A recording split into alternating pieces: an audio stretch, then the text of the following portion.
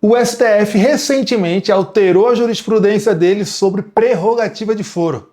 Isso deu o que falar, muita polêmica, comentários a favor e contra, e eu vou explicar tudo para vocês aqui sobre esse tema, do início ao fim.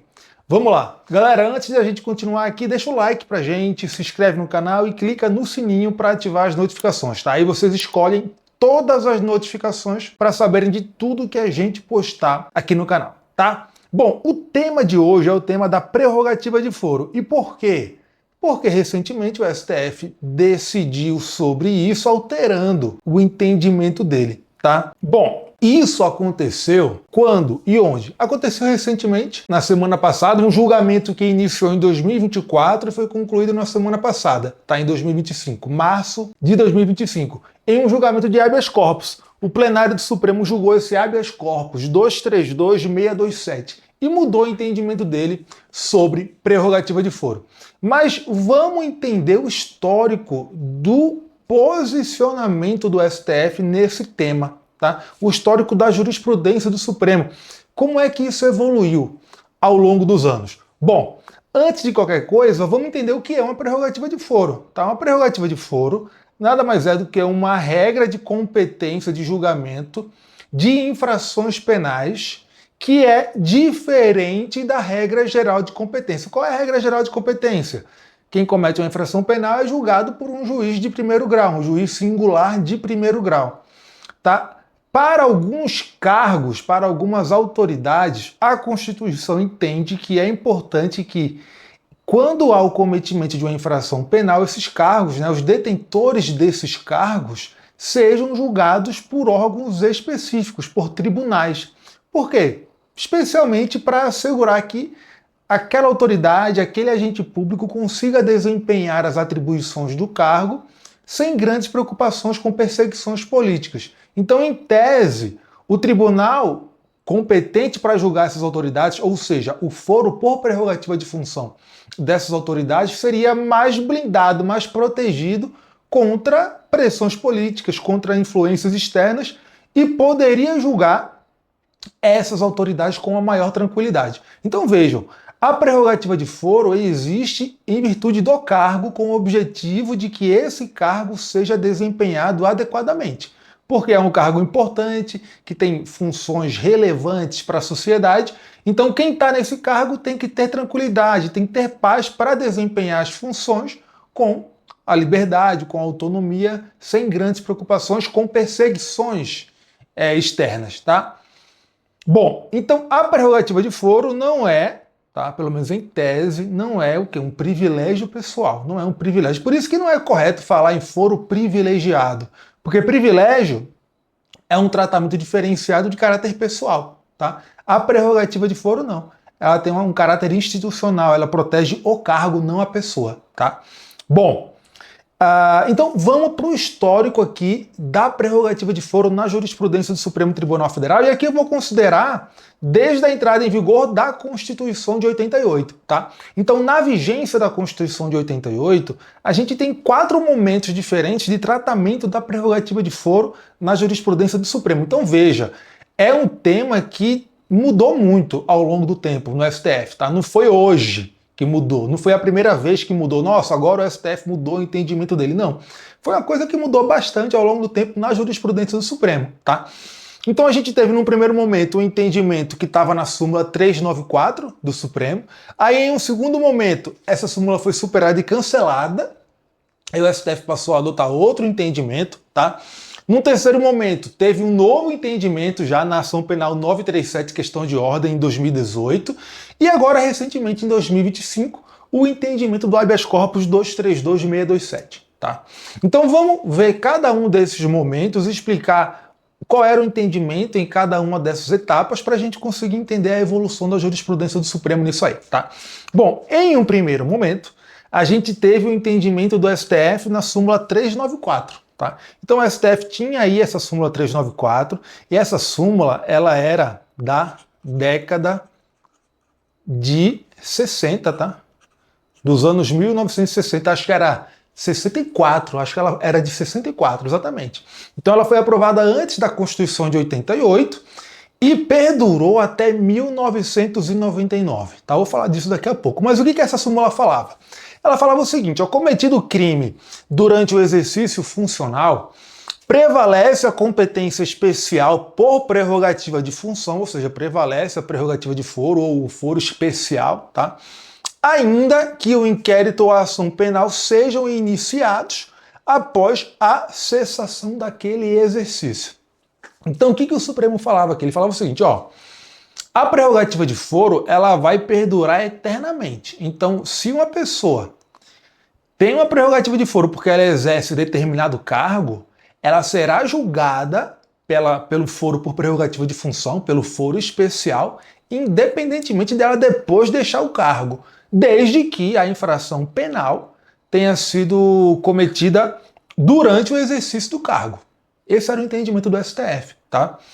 Só que isso acabava deixando o STF muito abarrotado de casos criminais antigos, de quem já tinha abandonado o cargo e o processo estava lá, né? Até meio inútil às vezes, tá? Porque a pessoa já não exercia nenhum cargo e estava lá ainda com um foro especial, nem se justificava mais porque não tinha necessidade de proteger essa pessoa de pressões políticas, de perseguições, etc., porque ela nem estava no cargo mais. Então isso levou o STF a fazer o quê? A cancelar essa súmula 394. Ela foi cancelada, ela foi superada, tá? E a partir de então, do cancelamento da súmula 394, que aconteceu no ano de 1999, tá? Então, em 1999, o STF superou a súmula 394 e cancelou a súmula 394. E ele passou a entender o quê? O STF passou a entender o seguinte, ó, a prerrogativa de foro se aplica enquanto a pessoa está no cargo, independentemente de qual foi o crime, de quando o crime foi praticado. Então imagina o seguinte, fulaninho, ele comete um crime. E depois de cometer esse crime, ele é eleito deputado federal e é diplomado deputado federal. Ele é eleito e diplomado. E já tem até ação penal contra ele correndo. Teve denúncia, a denúncia foi recebida e está correndo lá. No momento em que ele é diplomado deputado federal, ele passa a ter o quê? Segundo o artigo 53 da Constituição, passa a ter prerrogativa de foro no STF. Então, a partir desse momento, segundo esse novo entendimento do STF, após o cancelamento da súmula 394, a partir do momento da diplomação, ele passa a ter prerrogativa de foro, e aí aquele processo sobre aquele crime anterior ao cargo ia para o foro especial. Então, ele era remetido para o STF. E começava a correr lá. Se por acaso esse fulaninho abandonasse o cargo que tem a prerrogativa de foro por qualquer motivo, o que acontecia? Ele deixava de ter a prerrogativa de foro. Deixava de ter a prerrogativa de foro. Por quê? Porque a prerrogativa de foro só existia enquanto o cargo estivesse sendo exercido, independentemente do crime, quando foi praticado e qual era o crime praticado. Então, se fulaninho perdesse o cargo por qualquer motivo, o que acontecia com o processo dele? Voltava lá para o primeiro grau. Exatamente, porque a prerrogativa de foro acabava. Só que isso gerou um problema. Qual foi o problema? O problema é que os agentes públicos espertinhos, né, especialmente acontecia muito com parlamentares isso, eles, sabendo que a prerrogativa de foro acabava quando eles deixavam o cargo, o que eles faziam? Eles não são besta, eles faziam o seguinte, olha, eu acho que eu vou ser condenado pelo Supremo Tribunal Federal aqui. Não estou tendo muita abertura para me defender, o cenário está ruim para mim. Eu vou renunciar ao meu mandato, vou renunciar ao cargo, para o processo ser remetido para o primeiro grau. E lá eu dou um jeito de me safar. Era mais ou menos isso, tá? Então o STF começou a perceber que o pessoal estava renunciando aos cargos só para perder a prerrogativa de foro, para o processo ir para um juiz de primeiro grau, para ele, de repente, tentar ter melhores chances de absolvição lá no juízo de primeiro grau. E aí, por conta disso, o STF ele desenvolveu uma teoria que ficou conhecida como teoria da fuga de foro. O que o STF passou a entender aí? Ele passou a entender o seguinte, ó, a partir do momento em que o sujeito passa a ocupar o cargo com a prerrogativa de foro, ele passa a ter a prerrogativa de foro, tá? Independentemente do crime que foi praticado e quando foi praticado. Agora, se ele depois renunciar ao cargo só para fugir do julgamento na prerrogativa de foro dele, ou seja, só para fugir do julgamento, por exemplo, no Supremo Tribunal Federal, ele não perde a prerrogativa de foro, ou seja, o foro por prerrogativa de função permanece sendo o juízo competente para julgar em caso de tentativa de fuga de foro, entendeu? Quando a pessoa renuncia ao cargo só para evitar de ser julgada ali no foro especial. E aí o STF até estabeleceu um critério objetivo para fixar quando havia ou não uma tentativa de fuga de foro. E o critério objetivo foi o seguinte: o fim da instrução processual. E qual é o momento em que ocorre o fim da instrução processual? Quando ocorre a publicação da intimação para a apresentação de razões finais no processo. Então o STF falou o seguinte, ó, se o réu abandona o cargo por qualquer motivo, tá? Depois do encerramento da instrução, ou seja, depois da publicação da intimação para apresentar as alegações finais, fica caracterizada uma tentativa de fuga de foro aí, objetivamente, e o foro especial vai permanecer competente para julgar independentemente de o cargo ter sido abandonado pelo réu. Tá? Então o STF estabeleceu esse critério objetivo para evitar manipulações na jurisdição, para evitar que o réu fugisse do foro por prerrogativa de função. E aí esse entendimento ficou valendo até 2018. Em 2018 aconteceu o quê? O STF julgou a ação penal 937, julgou uma questão de ordem na ação penal 937. E quando o STF julgou essa questão de ordem, ele fixou um entendimento que estava valendo até semana retrasada, que era o entendimento que a gente vinha aplicando até agora. Que entendimento é esse? Ele restringiu muito o foro por prerrogativa de função. Ele falou o seguinte, ó, a prerrogativa de foro só se aplica agora para crimes que foram cometidos durante o período em que o réu estava exercendo o cargo e desde que o crime tenha alguma relação com o cargo, ou seja, ele foi praticado no exercício do cargo, ou ele foi praticado a pretexto do cargo, então só para crimes relacionados com o cargo. E além disso, o STF falou o seguinte, se foi encerrada a instrução com a publicação da intimação para apresentar razões finais, seja qual for o motivo de abandono do cargo, publicada a intimação para razões finais, o STF, o foro especial, na verdade, vai continuar competente para julgar o processo até o fim, ainda que o réu abandone o cargo por qualquer motivo, tá? Por qualquer motivo. Então o STF manteve aqui aquele entendimento dele sobre a fuga de foro, né? Só que ele restringiu a abrangência do foro por prerrogativa de função. Agora ele falou, só se aplica o foro especial para crimes cometidos durante o exercício do cargo e que tenham relação com o cargo, tá? O STF fixou essa tese aqui, que eu vou jogar na tela para vocês para a gente ler junto. Olha só a tese que o STF fixou na ação penal 937, né? Na questão de ordem da ação penal 937. Foi isso aqui, ó. Primeiro, o foro por prerrogativa de função aplica-se apenas aos crimes cometidos durante o exercício do cargo e relacionados às funções desempenhadas. Aí o item 2, ó. Após o final da instrução processual, com a publicação do despacho de intimação para apresentação de alegações finais, a competência para processar e julgar ações penais não será mais afetada em razão de o agente público vir a ocupar cargo ou deixar o cargo que ele ocupava. Ou seja, em virtude de o agente, por qualquer motivo, passar a ter uma situação que em tese atrairia a competência de outro juízo, né? E aí ele fala no final, qualquer que seja o motivo. Então, publicou a intimação para apresentar razões finais, o processo não vai sair mais daquele foro especial. Vai continuar lá até o fim, até ser julgado, tá? Então esse foi o entendimento que o STF fixou nessa ação penal, restringiu a prerrogativa de foro, tá? E era aplicado até agora, até 2 semanas atrás, esse era o entendimento oficial do STF que a gente tinha. E aí esse entendimento mudou. Esse entendimento mudou agora em março de 2025. O julgamento foi iniciado em 2024, só que teve pedidos de vista de diferentes ministros, tá? Em 2024 mesmo, a gente já tinha a maioria formada para julgar o caso no sentido do que eu vou falar aqui, já estava resolvida a situação.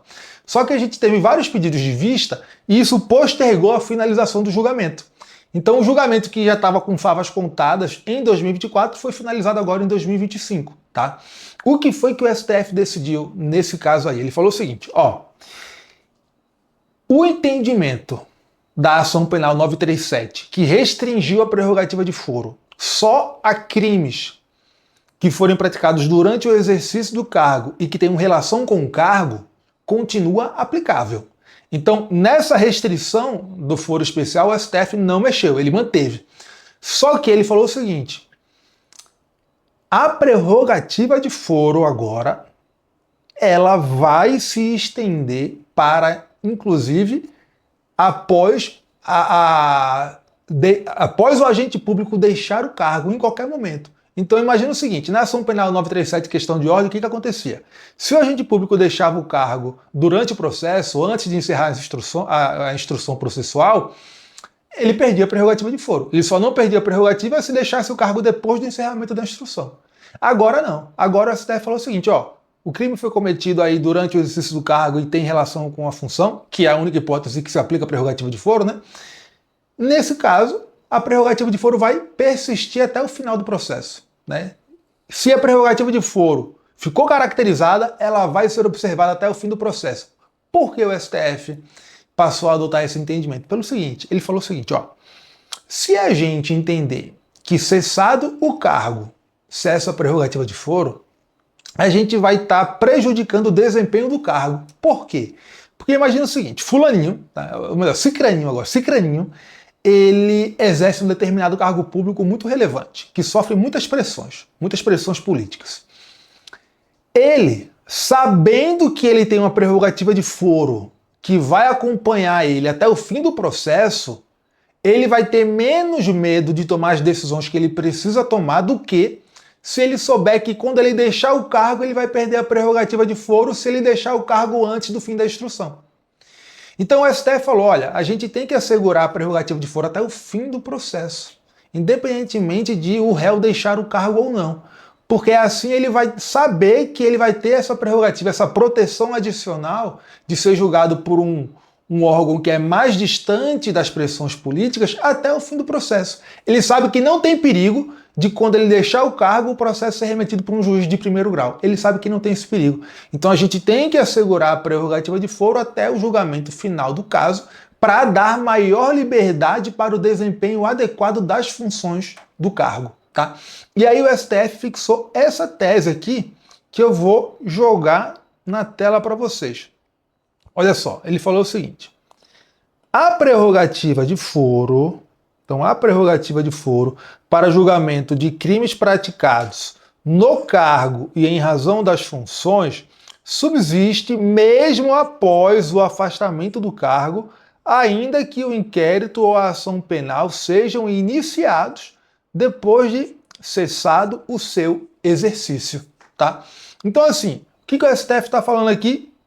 Está falando o seguinte: se o crime foi praticado durante o exercício do cargo e tem relação com o cargo, existe a prerrogativa de foro. E essa prerrogativa de foro vai ser observada independentemente de qualquer coisa para esse crime. Então, independentemente de o processo ser iniciado só depois que o sujeito deixar o cargo, independentemente do processo ser iniciado antes de deixar o cargo, mas o cargo é abandonado antes do encerramento da instrução processual, não importa. Fixada a competência pela prerrogativa de foro, essa competência vai subsistir até o fim do julgamento do caso, tá? Foi isso que o STF estabeleceu. Então, o que o STF fez aqui? Ele meio que resgatou a súmula 394 com um acréscimo, com o acréscimo de que a prerrogativa de foro só se aplica para crimes que sejam cometidos durante o exercício do cargo e que tenham relação com o cargo, tá?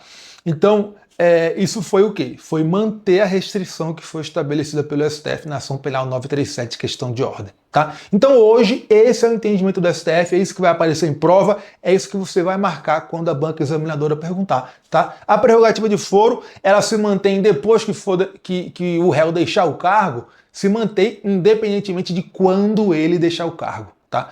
Havendo prerrogativa de foro, ela vai até o final do processo. Tá? Não é até o final do exercício do cargo, é até o final do processo. Beleza? É isso aí, meus amigos. Espero que tenham curtido o vídeo, que tenham entendido o tema. E obrigado pela audiência de vocês. Deixa o like pra gente, se inscrevam no canal, clica no sininho para ativar as notificações e saber quando a gente postar coisa nova aqui no canal. Tá bom? É isso. Fiquem com Deus e até a próxima.